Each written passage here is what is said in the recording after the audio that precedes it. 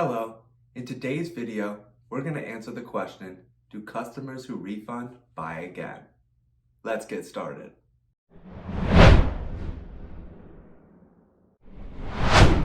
First, let's take a look at how does your refund policy impact repurchase. In the scope of e-commerce returns, the same few topics often emerge as top priorities. How can I enhance the customer's return experience? How can I reduce my return rate? And how can I drive more exchanges? And these are all valid and thoughtful questions. But one question is often left out of the discussion despite its remarkable impact on a brand's customer lifetime value and potential for future profitability. Am I retaining customers who make a refund? E-commerce brands fight to acquire new customers. The digital revolution has empowered diverse and independent businesses to thrive, promising to serve any customer anywhere at any time. The downside of this immense opportunity is competition. There have never been more brands, retailers, and marketplaces reaching for customers' attention. Simply put, it can be rather difficult and expensive to acquire new customers, and it's only getting more cumbersome as customer acquisition costs have steadily risen over the last decade. Keep in mind that the return rates hover between 10 and 30% for e-commerce brands. A reasonable percentage of your first-time customers will make a return, which many consider the most painful experience in e-commerce. You've built enough trust to earn their purchase, but now they're not satisfied with the product and have requested a refund. It's important to remember the lifetime value of the customer here. Your refund policy can go a long way in giving your customer a positive customer experience during a return. So how many refunders purchase again? Well, it depends. It's not a very satisfying answer, but it's the most accurate response. The percentage of customers who will repurchase after a refund will vary by brand, return reason, and type of customer. To demonstrate this, we'll take a look at various e-commerce brands and how different factors influence the refunder retention. Every business's repurchase rate results from different markets and customer retention strategies.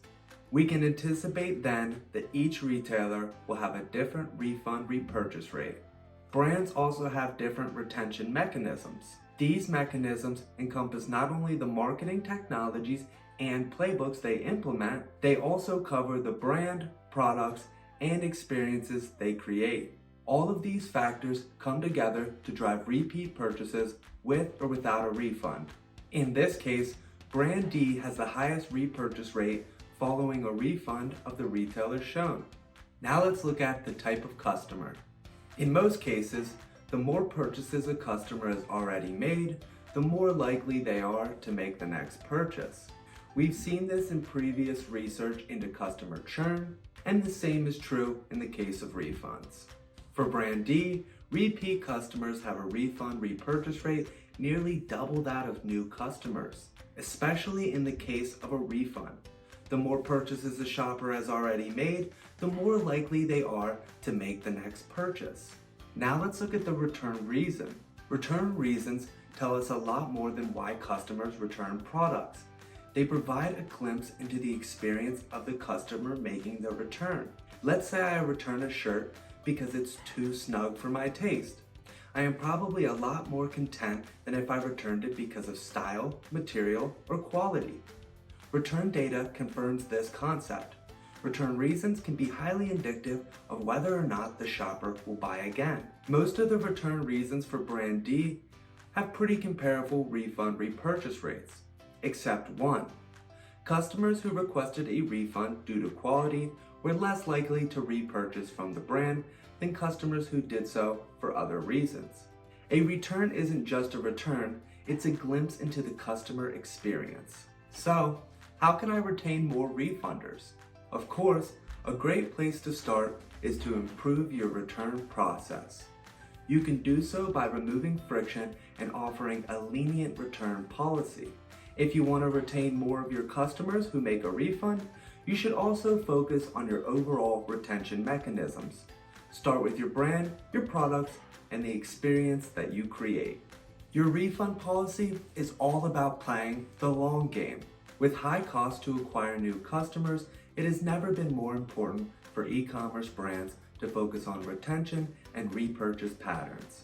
And since return rates typically fall between 10 and 30%, we can't forget to accommodate shoppers who make a return partially for a refund. Return data holds crucial information on the customer experience that informs a customer's future relationship with the brand. Insights like these can help us transform a return into a returning customer. Thank you for watching today's video. If you haven't already, feel free to like and subscribe, as it's free to do so and it helps us make more great content like this. If you want to learn more, you can check out the blog. It's always linked in the description, and I hope you have a great day. I'll see you guys on the next video.